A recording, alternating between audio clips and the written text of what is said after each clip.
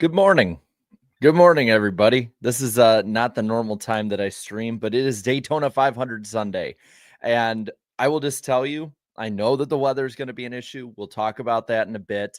I know that, you know, I might sound a little gravelly, all of that, but I am still so excited for Daytona 500 Sunday that I couldn't sleep last night. And I get like this every year.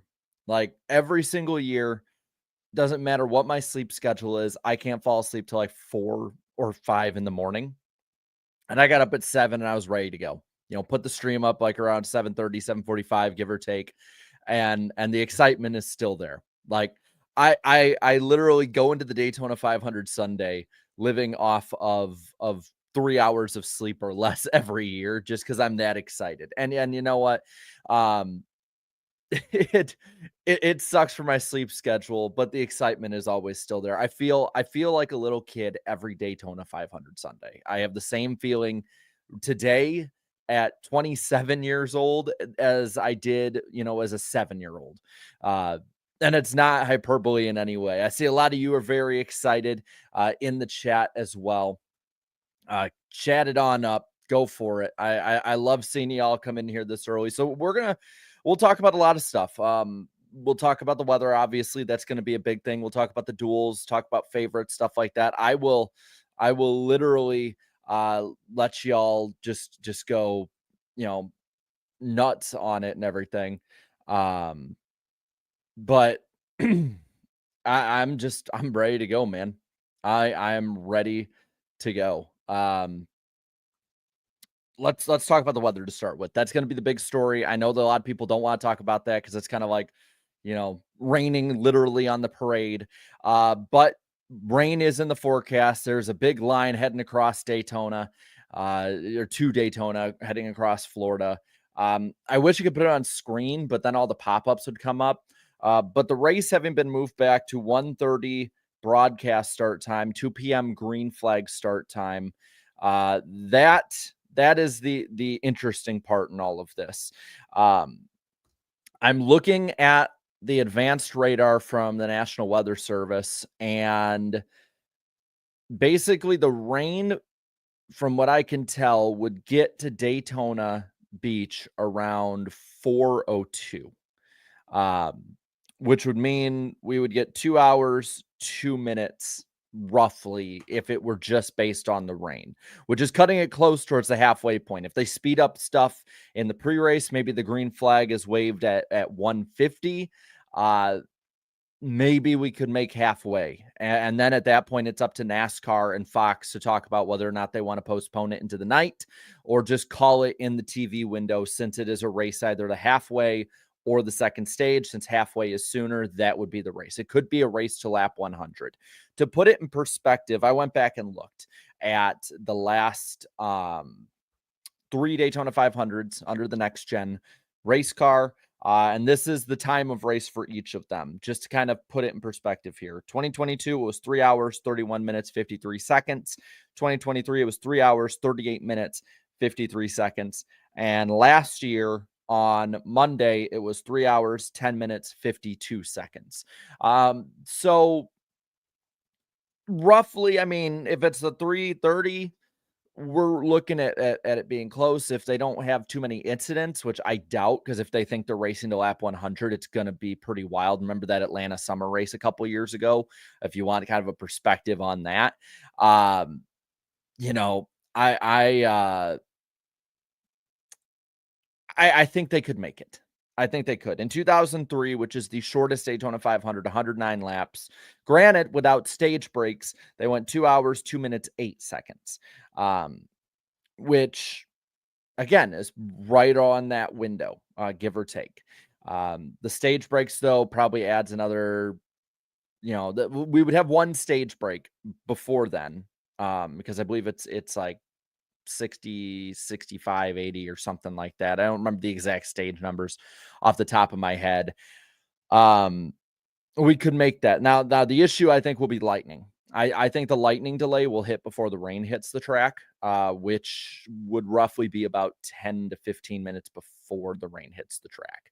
So that is an issue I would say to look at. But you know what? Crazier things have happened. If vortex theory is real, now is when now is when I would really like it to pull through for me here. But looking at the advanced radar that they have, and again, things can change. It is Florida, but I don't see this changing really anytime soon. Um, it's looking pretty definitive, and I mean, right now, it's building on top of that. Um, there is that line, of course, and then it's sort of like the rain itself will actually be relatively short, I would think. Um, I mean, the advanced radar goes out to about 5 o'clock, and it's almost done at that point.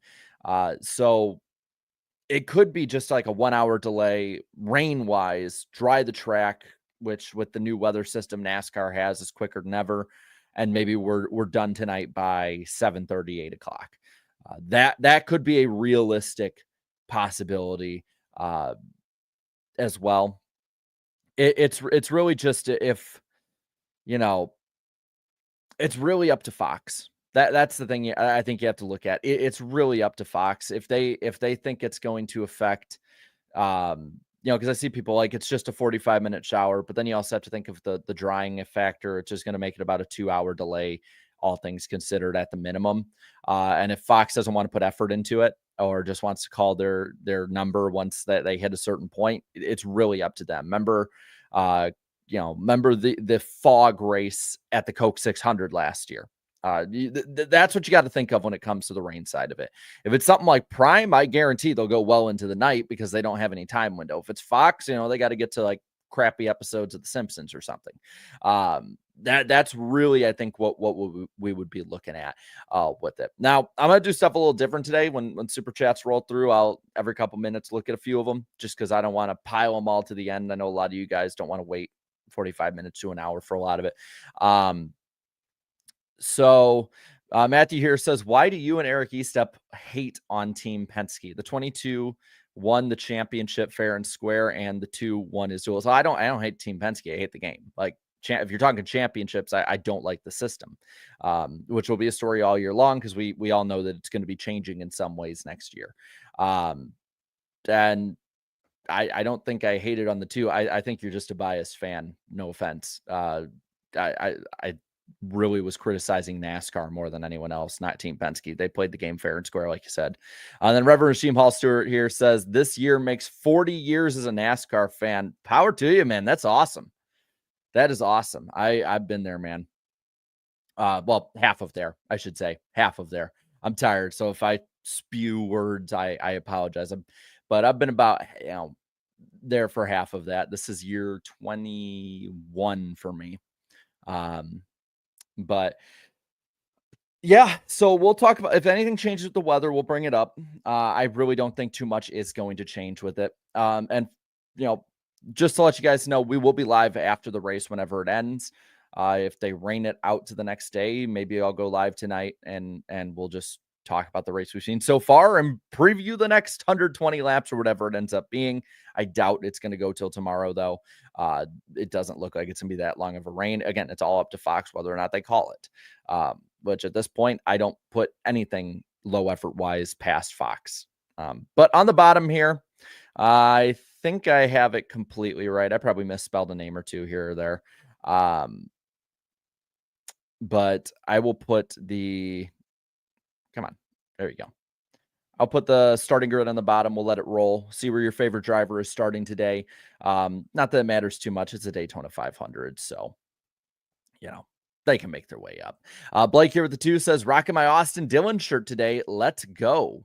Hey, man. I mean, the thing with Austin Dillon is he is so hit or miss at Daytona. It's either he's going to win or he's going to wreck. He has checkers or wreckers, which, in some ways, yeah, that kind of sucks as a fan. But in other ways, it's like that makes it actually really, really fun. And then Alexander here with the 20 says, I'm hoping Rowdy wins the 500 this year. I have to go up here.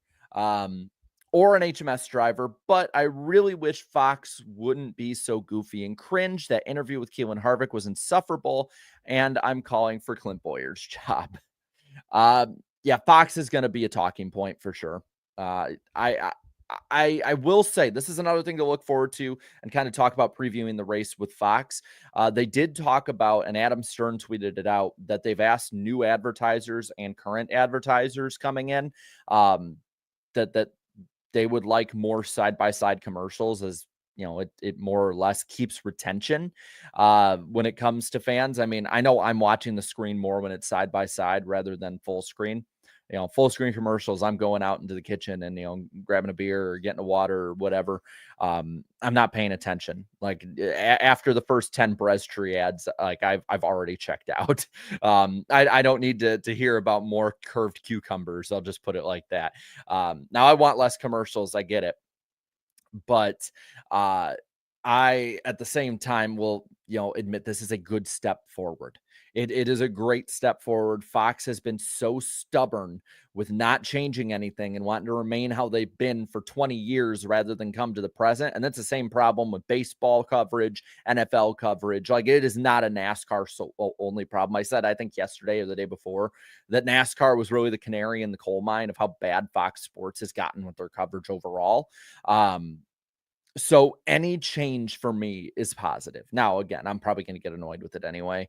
The goal at the end of the day is no green flag commercials. Like that should be the goal at the end of this line here. Let's see. If Kyle Busch isn't going to win, he's going to choke on the last lap. It's crazy because I remember when he was younger and I was a kid, and I didn't watch Earnhardt because when he passed away, I would think it was 3. I wish I could have watched him live. Like, he is the one driver I wish I could have watched live. But I remember, like, never understanding the comparisons of Kyle Busch and Dale Earnhardt. Don't get me wrong, they are not the same driver, upbringing wise, anything like that. But the similarities are there, and it's amazing to me after all those comparisons early on in Kyle Busch's career that for a while it seemed like the comparisons kind of went away. And now they've come back in the sense of the 20 years and all that. And I know with RCR, they're going to put those together.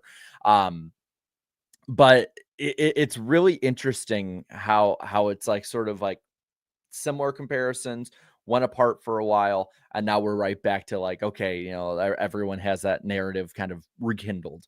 Giggles Logano in the chat says, I wish NBC was broadcasting the Daytona 500. Me too. I wonder how many times I'd yell about playoffs in that one. Matthew here says, Fox need to cut back to the race when something important like a crash happens or pit stops. I agree. Totally agree. I think that should be a thing across the board. They used to do it back in the day. I think it should be brought back. And Walk Talk here says, got to be honest, they should start at 12:30 like they used to, but all they care about is ratings and pleasing TV partners. We would not be having these issues if they did that.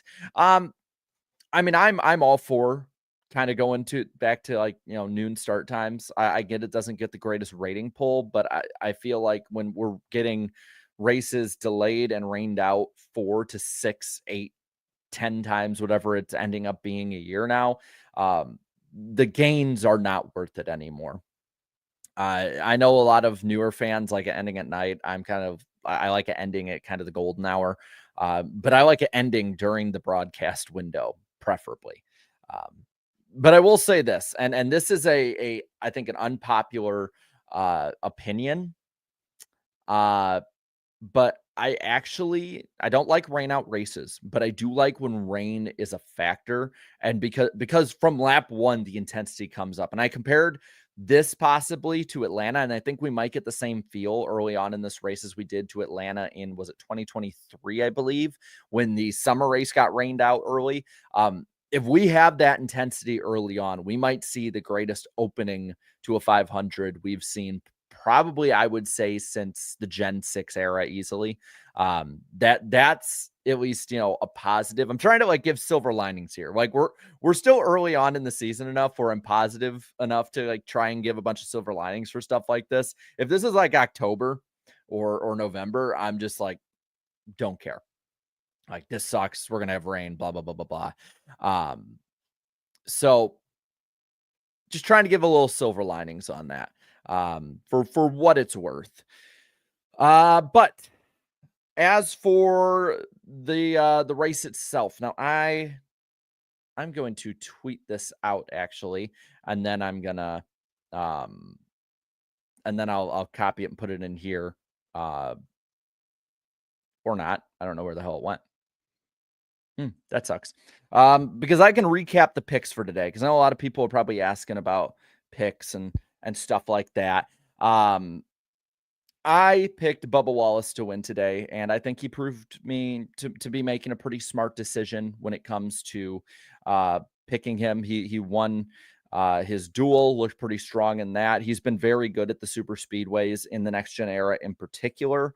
He has an 11.9 average finish at Daytona as well. You know, say what you want about him. He's been pretty darn good in the next gen era in particular at these tracks. Chat, I know you guys had good old Kyle Busch, which again, very good pick. And I know that a lot of people I think are falling into the trap of picking him solely for the storyline. But I would say too that there's at least data behind it to show that he's been pretty damn good. So I'm gonna pop it on screen here and get the other guys' picks if it allows me. It's not allowing me. So I can just read them off for you. From there, we have Eric picking Alex Bowman. Bowman was literally just a finger push away last year from winning. I mean, if they pull out the caution at just like a second difference, Alex Bowman is the 2024 Daytona 500 champion instead of William Byron. And then Danny B had Denny Hamlin, which I think is a solid pick that's going under the radar. Denny's a great super speedway racer. This might not fit his style of super speedway racing as much as the Gen 6 did, but still, he is one of the best ones out there. I kind of compared it earlier this week to Jeff Gordon when the COT came around, and then the Gen 6, where it's like Gordon in the Gen 4 was insanely good at super speedways. He just had him figured out. He was pretty much the only consistent driver that could go head to head and then actually beat head to head Dale Earnhardt Jr. and Michael Waltrip in the DEI days. And he kind of fell off a bit, but he was still good. Like, it's still Jeff Gordon. He still won a race or two. You know, I think he won one. Still competed up front, led a lot of laps in those cars. Still an awesome super speedway driver. Same with Dale Earnhardt Jr. for the longest time after the 2004 and back plate dominance, and then he fell off for a bit. Denny Hamlin, same way. We see these ebbs and flows a lot in super speedway racing. So those are, I think all four of those picks are pretty darn good picks, and I can justify every single one of them. Now, there have been 6 races run at Daytona since the next gen car was implemented in 2022. The winners of those races are Austin Cindric, Austin Dillon, Ricky Stenhouse, Chris Buescher, William Byron, Harrison Burton. Is there something that you guys notice about that? Something missing from that? Toyota. Toyota has had strong runs, strong cars, has been up front in a lot of these races. Toyota has not won a Daytona race, points race at least, in this car. So I'm just saying, that is something to watch because they've been pretty strong too. We got Chase Briscoe starting from the pole in his brand new ride. A lot of coverage around that and how he's going to perform with all of that pressure, added pressure of being a Joe Gibbs Racing this year. I would not overlook Toyota. Now, do I think that there's any particular Toyota to me that's standing out as a favorite? Not really. Eric Jones was pretty good in his dual race, went head to head with Cindric, and then we had, you know, this. Where's it at? There we go. Disappointed Jones face. But I don't personally think any of the Toyotas are going to dominate per se. I think they're the ones who can be the opportunistic drivers. I think they're the ones that can be up front and competing with them, with the Fords and Chevys. I think that and maybe I might be mistaken on this because I don't have like the exact numbers on me. But I'm pretty sure the Chevys and Fords also got the numbers, even with the added Toyota teams this year. I will say an underdog to look out for because he actually runs up front a good amount in the few times he's been in Cup in super speedway races. Riley Herbst. He's actually shown to be a pretty good little super speedway driver. Now, I see him on the bottom. He's starting in the 27th position back there. But just saying. Now, the ones I'm looking at. Bubba Wallace, I think, is the only one I can say is close to a favorite just because he's so good. He's consistent, but I don't know just yet if I can say without the other Toyotas being up there because they're so important, the manufacturers back and forth. Ryan Blaney, I think, has to be somebody you're watching. If you're not watching Ryan Blaney, I think that you're making a bit of a mistake just because he's been pretty good at these tracks. William Byron, defending Daytona 500 champion, even without the wrecking going on at the end of last year, he was running up front at the end of that race. I don't see why he can't compete for another one. As much as I've been kind of low on the overall performance of Team Penske, I do think that in general, all of those cars are good at the short flat tracks and the super speedways. If there's any tracks that I can see as Joey Logano being a favorite at this year, for sure, it has to be Daytona and Talladega and probably Atlanta as well. All the Penske cars are so good there. They'll be the ones to watch probably next week. Kyle Busch, we talked about already. And then the RFK Fords have been, they've been pretty good. That we talked about Buescher winning beforehand. He's sorry about that. Just it's early. I don't know what's wrong with me. I'm not a morning person, even though it's not really that early. I act like I wake up at noon every day. I don't. But the 17 and the 6, with Ryan Preece added in, having a third car to draft with, that will make, I think, a big difference in this race for them if those three link up and are able to move to the front. The other one is fuel saving. That's going to be a favorite in this race for me. Not that I'm going to like it, but just that is going to be prevalent. That is going to be a part of this race at some point today.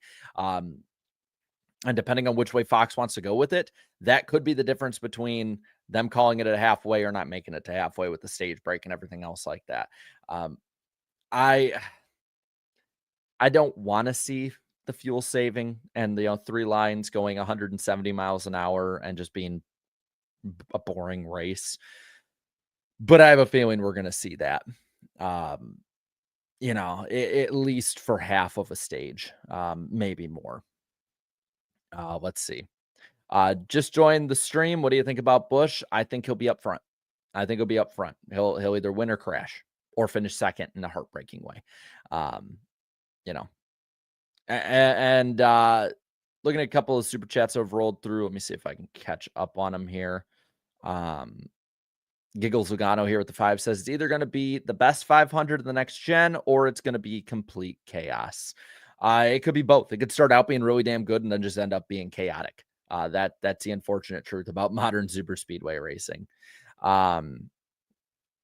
Zuck here for, I believe that's how you say it, for the 5, saying it's going to rain for sure today. I hope they finish it today. I hope they do too. One way or another, I want to see all of the laps run today. I hope that's where we're going to be going with this. I hope Fox doesn't do what they did at Charlotte last year and call it like 5 minutes after telling the drivers to get back to the cars, or for 5 minutes after NASCAR, I should say, telling the drivers to get back to the cars. I have found on Twitter, if I don't say stuff completely right, there are a bunch of Fox bootlickers out there that will just defend every single thing that they do wrong, which is kind of crazy to me. But I guess that's what happens when you get tenure. Nate here says, I really hope that Trackhouse doesn't rush Connor Zilisch, Casey Atwood style. Unless he wins the championship, then he shouldn't be in Cup next year. I think a lot of that relies on how Daniel Suarez does. If Suarez starts kind of falling off a little bit more and Zilisch shows a lot of potential, I would not be surprised if they move him up. Or they get a 1-year stopgap driver that they're just going to throw to the curb when Zilisch is ready. Zilisch is the future of that team. I believe he will be in the 99 in 26, probably 27 for sure. I agree though. I don't want them to rush him up. I think he has immense talent and I think he can show it. And I don't want to see that talent squandered on bad development. Dan Miller here for the 2 says, not a big fan of Bubbles, but he gets the W today. Hey, respect where respect's due. Bubba Wallace is damn good at these tracks, and he will be a factor if he's not taken out like he has been in some of these races beforehand. And then West Virginia, I'm always going to say it like that, says third top 5 in a row coming. Bowman wins. I will say this year, kind of looking at it, and I can kind of pop up some of the dual results here while I'm talking, or at least relative results. This year I am surprised by some of the underdogs up there. We've had a running kind of joke on NWP for so long about Ty Dillon and he'll suck and all of that. Ty Dillon looked pretty darn good in his dual race. I think that the difference with this is depending on how long it goes, the daytime handling of these cars compared to nighttime, I think will be literally night and day difference.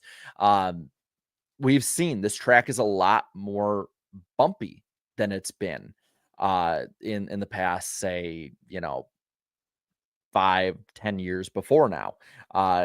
There is definitely some character being built into this track that has not been present, I would say, in a long time. And I think you're starting to see, you saw it especially in the Xfinity race, some problems with it. Now, I don't think it'll be as prevalent in the Cup race because these cars just drive too well, unfortunately. These are great drivers, so cars that drive as well as these will be, relatively easier for them. But I do think it's going to be a bit more of a factor, and you might see somebody spin off for, you might see somebody slide into somebody else later on into a run. That's what I'm hoping. Fingers crossed. Fingers crossed for sure on that. But I'm very interested to see who can maybe hit on something in this race.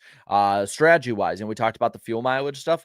Which one of these manufacturers or teams decides, screw it, we're going to run as fast as we can, draft away at 195 miles an hour from these guys saving, or maybe push their strategy to go towards ours because they don't want to fall too far back. Like that's all something that I'm very interested in seeing in this race. And I'm hoping that we can see some payoff with these, at least. But some of the guys, that finished up front in their duels, Corey LaJoie, a lot of people counted him for dead, racing in the car that he was in, made the 500, starting in the 12th position in the 01 machine. Rick Ware Racing has not been, and it's a Rick Ware Racing, car basically. And by the way, hello. Hi everybody. I know a lot of people are coming on in. We covered a lot of stuff in the first 30 minutes. I'm just, letting it all out. It's Daytona 500 Sunday, man. But yeah, Corey LaJoie, somebody you shouldn't overlook. If he doesn't have, a Corey LaJoie dumbass moment, which is something he has had, unfortunately, when he doesn't have those moments, he's running in the top 5 and top 10 in these races. And he should not be discounted as somebody, that could be a favorite in this. Now, does he execute? That's up to him to figure out and find out. And that's up for us to watch and be entertained by. The other thing with this too is I would not be surprised if we got a flip or two in this race. I wouldn't. There's a lot of heavy wind that's going to be coming in with this storm that is all but guaranteed to hit the track this afternoon, whether it be, some are saying 3:00. I have the advanced radar up and it's saying around 4. So anytime this afternoon, it's going to hit. And if they're getting aggressive, and especially if it's closer at halfway, does Corey LaJoie flip again? Do we see another big flip, racing for the win? Which that really could happen. I don't trust Fox, so I'm keeping that open. There's a lot to look at with that stuff. Now, I want to double check. Some people are saying, I just want to double check what's going on. Big news had broke this past, few days when it came to Pitbull pulling out effective immediately of Trackhouse. And whoa, Chris. No, okay, thank you. Where'd you go? I saw your Is this what you were talking about? Where are you at? Where are you at? Somebody said Chris Knight broke some big news. Will England, credit to you, man. Chris Knight breaks some news on X. News: former manufacturer expected to return to the NASCAR Craftsman Truck Series in 2026. Big news there. I want to double check and make sure it's on Catch Fence. Let's see. Dodge. Wow, we're live for this. Holy crap. According to sources, Dodge is a leading candidate to return to the sport, marking a comeback after its 2016 departure with the Ram brand, though the manufacturer drew official support in 2013 season. This will be for the NASCAR Craftsman Truck Series, by the way. And it sounds like there could be some expansion too with that. So this went from a Daytona 500 stream to also we'll do it live. Breaking news: Dodge at least is returning in the Truck Series. Now, Dodge had been rumored back, I believe, in 2022 to be close to a return in some way in the Cup Series. They talked about the possibility of hybrid engines, electrification, an electric series, stuff like that.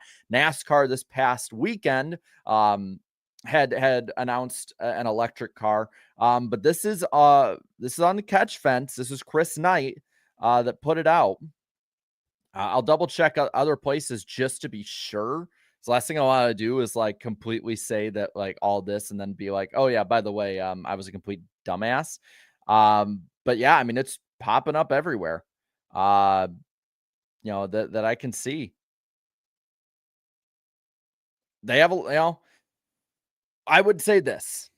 I don't know let's wait for sure until there's an announcement, but it sounds like there's at least there's some smoke here.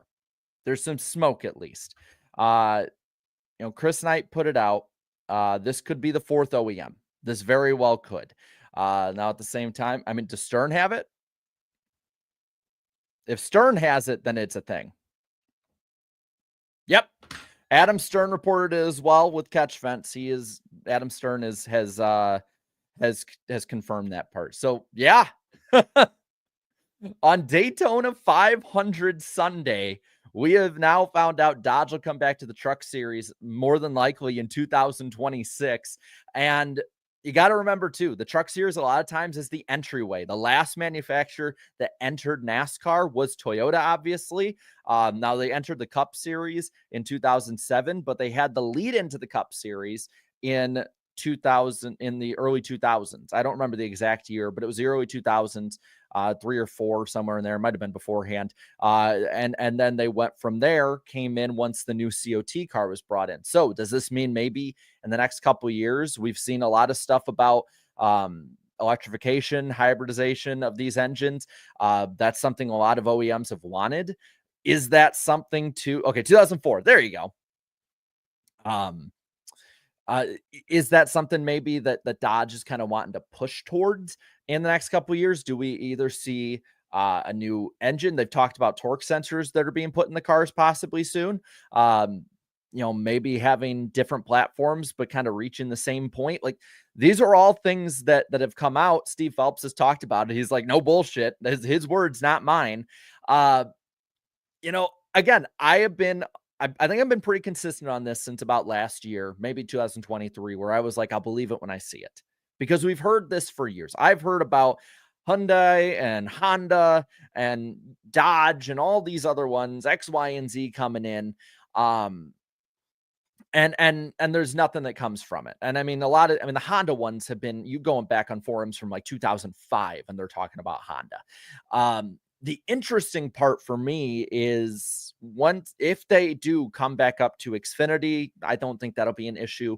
Xfinity field sizes don't have an issue at all. But Cup, is there still provision in the new charter agreement like there was beforehand, where you're looking at maybe adding a couple more. I know beforehand that there was the option to push from a 40 car field to 43 with 40 chartered entries. At least it wasn't talked about too much, but that was something that had been like kind of talked about here and there.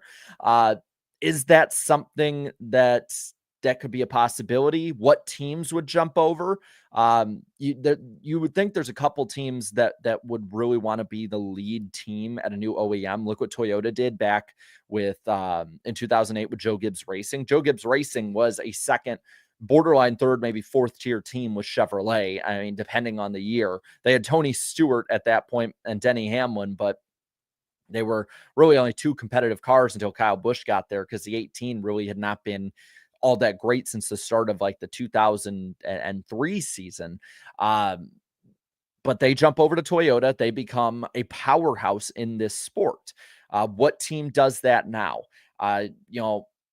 Penske's, I see people saying Penske. Penske is at this point the lead Ford team. There's no way they're leaving Ford at this point. Why would they? They're winning championships. They're winning races. They get the top power from them. Front Row is a tier 1 team. I don't see them leaving Ford. Hendrick obviously wouldn't leave Chevrolet. And Joe Gibbs Racing wouldn't leave Toyota. Spire could be one, though Spire works much closer now with Hendrick Motorsports, and they're improving.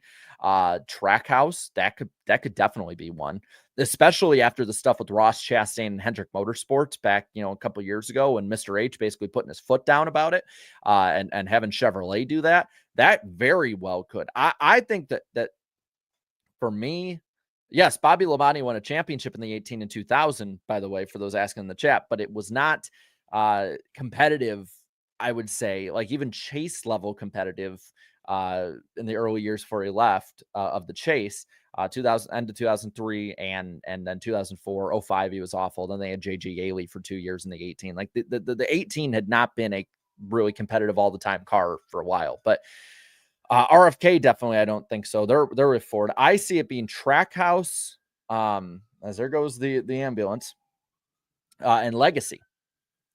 Those I think would be the big ones. Maybe Spire. I don't see JRM going to Dodge because they have the connection with Hendrick Motorsports. Maybe Colleague. That's a good one. I see West Virginia on that one. Those 3 teams I think could be the big ones. Maybe they have their own factory teams. So, another team starts up, buys into the charters, whatever. RCR has been rumored before, but there's been really nothing of it. I would think probably Colleague, Trackhouse, and Legacy would be the 3 most likely teams. Legacy, from what I know, at least from some sources, it's not exactly a bed of roses over there with Toyota, Gibbs connection, all of that. And Gibbs works so much closer with 2311 in particular. Maybe Hayek goes over. That could be one. I mean, when Toyota came back up, and again, this is a long way off, 2026 for trucks. That all they said was trucks, like 2027 at the earliest for any of the others. I don't think 2027. I think probably 28, 29, 30 probably is closer to what it would be. But though, let's see. Pacris mentioned Trackhouse and RFK making a potential switch to a 4th OEM. So, I mean, maybe as long as Jack Roush is there and alive, I don't see him ever being like, leaving Ford. He's that dude, that guy bleeds Ford blue. But Trackhouse is the one. Like, I think that's the lead one to look at. And man, how many people are dying in my town? Trackhouse has been, I think, the most ambitious team since joining NASCAR. And the Cup Series in particular, from the way that they bought the Ganassi charter and all this stuff with Ganassi's team, to pushing out and doing different things in different series, to Pitbull with the team, to some of the marketing campaigns they've had, Ross Chastain, especially SVG, Connor Zilich, like they would be the ones I could see being bold enough to do it. They have been bold with every move they've made. It sounds so on brand for them to make that move. It really does. I know it's funny. A lot of people are probably coming in and they're like, Daytona 500 time. And I'm like, no, it's Dodge time, baby. This could if I don't think it'll overshadow the race, but this could overshadow like every other storyline going on with this race tonight. Uh, I gotta say though, let's see. Um, some saying Thor Sport. I mean, that's the thing. I don't know about Thor Sport just because I don't know if they have the funding to do it. But I wouldn't be surprised if they have a new team come in. I don't know what that team would be. There's always been the Andretti talk, but there's also the connection there with Spire. I don't see any change there with the close working relationship with Hendrick Motorsports, and especially if the thing with Spire is if Trackhouse were to go to Dodge, let's say, Spire just moves up the totem pole at Chevrolet, and that they could be second at Dodge, but Chevrolet has been proven. Like if you're the second tier team at Chevrolet, you're still very competitive, whereas Dodge coming in at that point is going to be difficult. So I'm, it could be just the beginning. CJ in here says they said a fifth OEM, maybe Dodge is just the beginning. Well, probably fourth, I would say.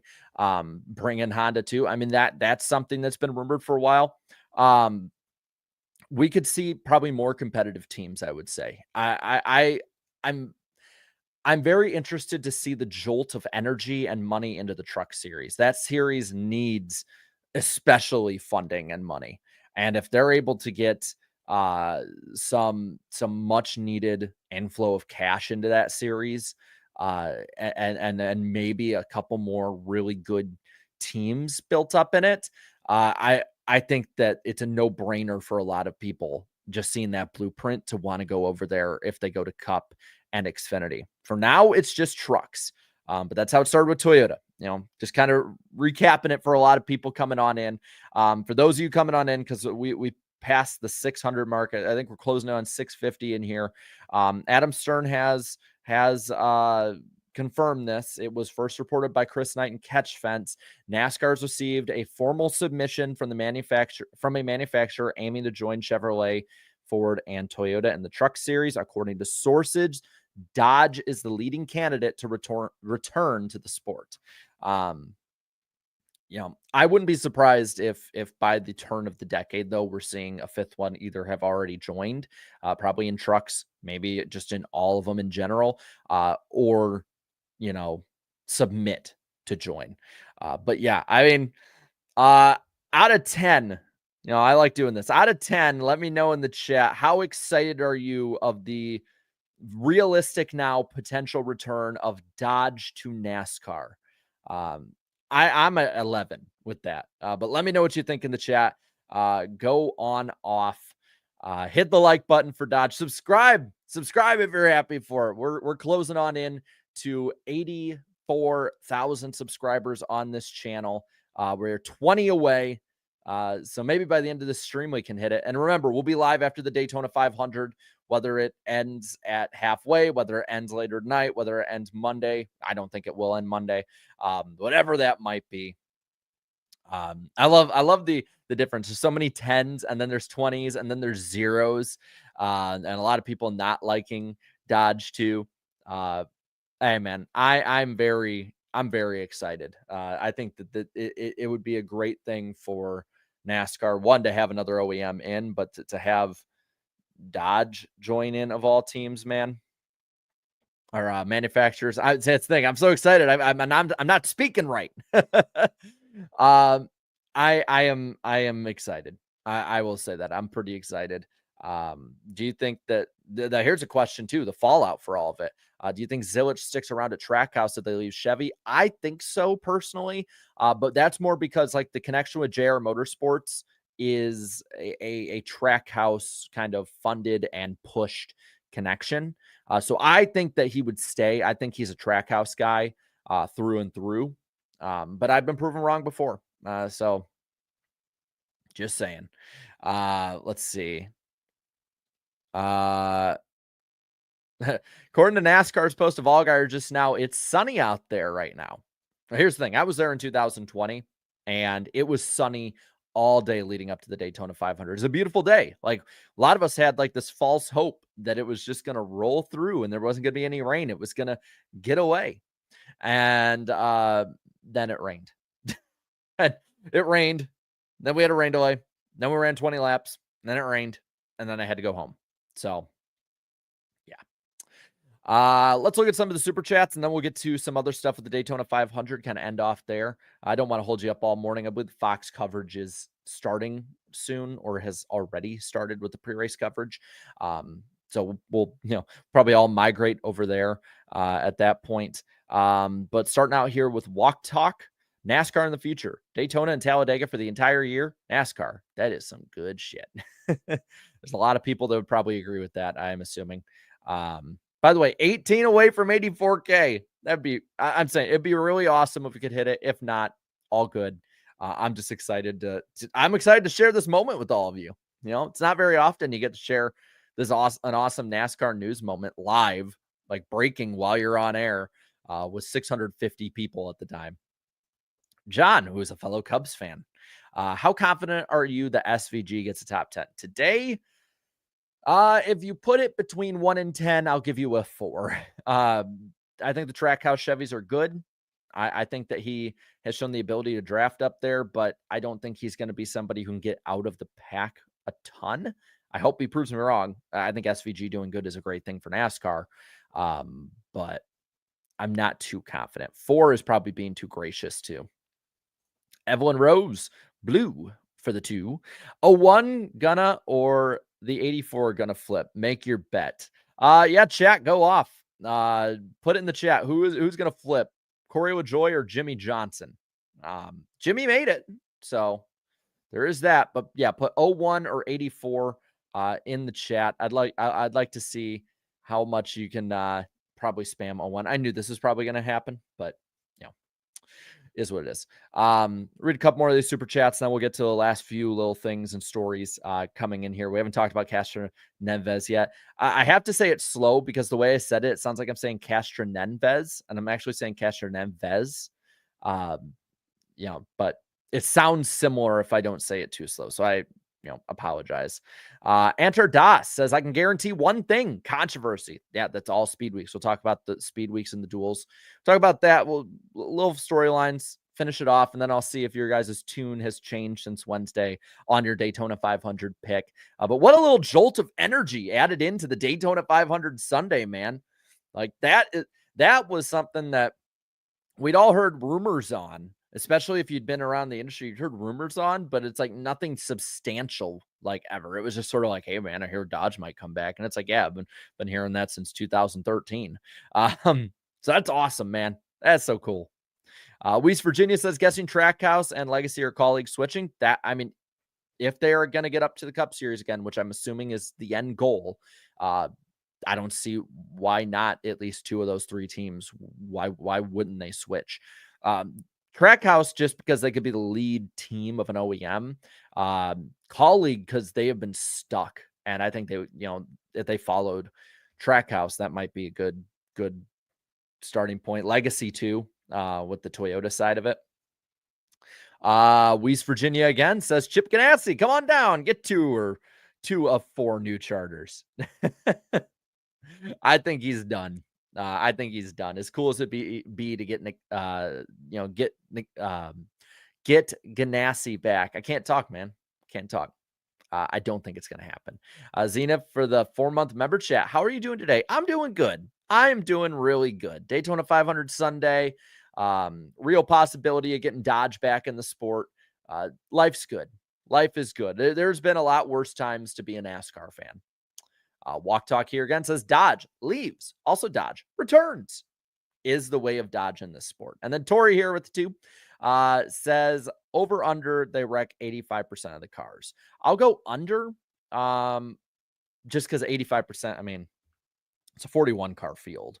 So what would 85% of that be? 41 times 0.85. They'd have to wreck 35 cars, which I've seen happen before, but I don't think that's going to happen. I'm going to go the under on that.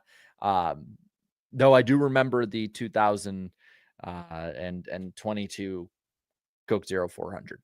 So cars are covered. I'm not surprised. Will I make a video on the CW debut? NASCAR Productions also debut, and your critiques and praises. We'll probably talk Wednesday on NWP. It's on this channel, so be sure to jump on into that. We'll talk about it for sure. Probably not going to make an exclusive video on it. I'll probably make one on Dodge. I want to kind of dive more into that and take a little time to let it sink in. And you know, a live stream when it happens, like it's a great moment, and we're all talking about and gleaning the future. But probably taking a day or so on it to actually think about it and go from there. That I think that'll be interesting. So watch out for a video on that. And then again, we'll be live tonight talking about the Daytona 500 whenever it ends. So we'll probably talk even more about that now. Will you cover the ARCA race on NWP? We'll probably mention it. We'll talk about it with the Fox coverage stuff. Let me get a drink of water. This is the first time I've talked this much in consecutive days over and over again. Basically, I've been doing either some kind of recording, live streaming, or commentary since like the Friday before the Super Bowl. And like my voice is feeling it. Like it might not sound like it, but my voice is definitely feeling it. Cough drops have been my friend, and water has been my friend. Okay. Last couple things here. We'll talk about Speedweek so far. It's been a little controversial. If you've watched any of the post race shows, there's been a caution thrown at the end of pretty much every race in Speed Week, or an ARCA. It's just an ARCA breaks, and it's what you come to expect. It's fully what you expect with ARCA. Honestly, I think one way or another, this race is ending under caution.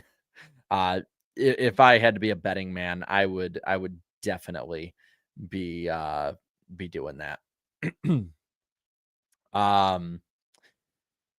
But some of the big storylines, other than the controversies, because this is until proven otherwise, I think this is a fun, good day, and I think we should be positive until proven otherwise with it. Again, this is how you can tell it's early season.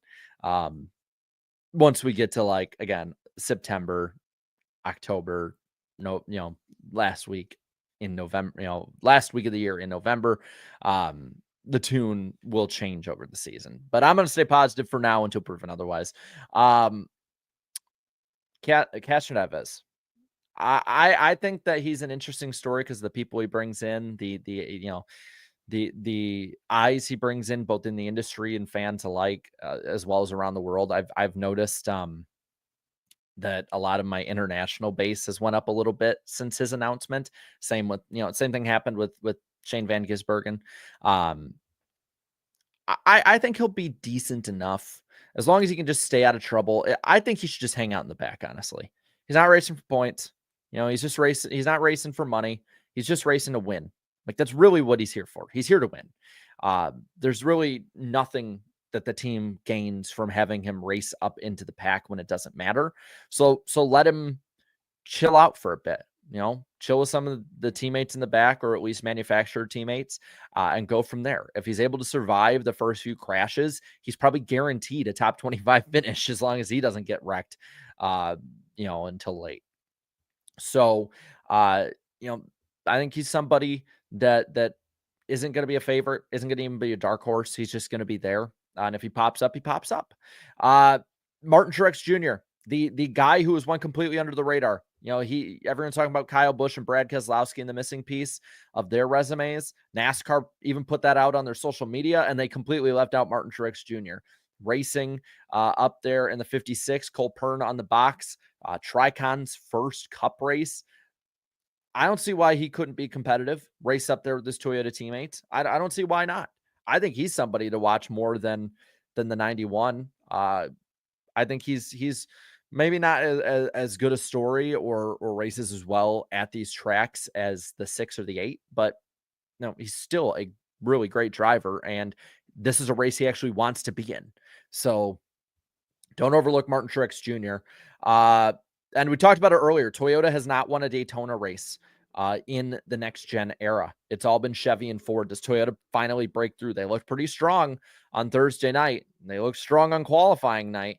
Does that speed come into the daytime with them into this race? And are they able to work together and keep those other OEMs back? So just saying. But Overall, I think that this is going to be a very interesting start to the race. I don't know when the hell it's going to end or if Fox will end it. Either way, I am super, super excited. It's Daytona Day, baby. I won't put Smithfield on, I promise. For those of you that know that, because that joke's like almost 10 years old now. Good on you. But yeah, I'm excited. It's already a really, really fun day, and we'll be live tonight. Again, gotta let you know we'll be live tonight after the race whenever it ends. We'll be live Wednesday for NWP, and subscribe to the channel. If you're new around here, we are 13 subscribers away from 84K. We might be able to hit it before the Daytona 500. Hopefully, we do. But I can't wait to see you tonight. Tell your friends, tell everybody to show up. Let's make it the biggest stream we've ever had on this channel for the biggest race of the year. And let's have a lot of fun doing it. Thank you guys so much for coming out. I can't wait to see you after the race and maybe in the chat during the race. Enjoy the Daytona 500. Go watch the pre-race show. Let's see how good or bad it is. And I'll see you tonight. All right. Later, y'all.